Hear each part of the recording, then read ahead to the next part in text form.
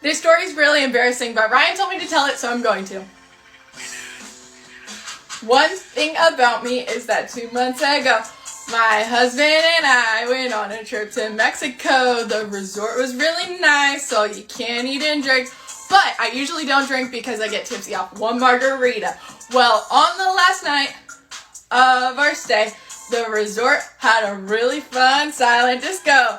And I love silent discos, but everyone was taking a bunch of shots and having a lot of drinks. Well, my husband is not like me. He can drink a lot.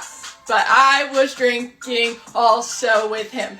But I cannot keep up, so I stopped after like 3 shots and 2 drinks because my tummy was feeling queasy. But the next morning we had to leave at 6 a.m. 6 a.m. So our driver picked us up at 6 a.m. and I wasn't feeling awful, but I wasn't feeling good. We got in the van, and luckily there were no other people besides us and the driver. But sad for the driver, because this is not good. There was luckily a row in between us, but my husband and I were in the back. And I told my husband I wasn't feeling good, especially in Mexico with the bumpy roads. And he said, "You'll be fine, just breathe, it's only an hour to the airport." A whole hour. After 45 minutes, I was doing fine, but not really feeling the best I could.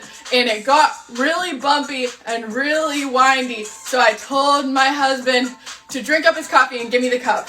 He said, "Why?" And I said I need to hurl, and there were no windows that I could roll down. So I took his cup, but it was still full, so there was no help there, and I just hurled. I hurled on the seat, I hurled on the floor, but the driver couldn't hear because he was listening to Maroon 5, but I bet he could smell it really soon, so he said, "Pull over, we need to go to a gas station." So he pulled over, and he said, "Oh, that's gross, but I bet it's not the first time that's happened to him." So my husband cleaned out the entire car, and he did really good while I changed clothes.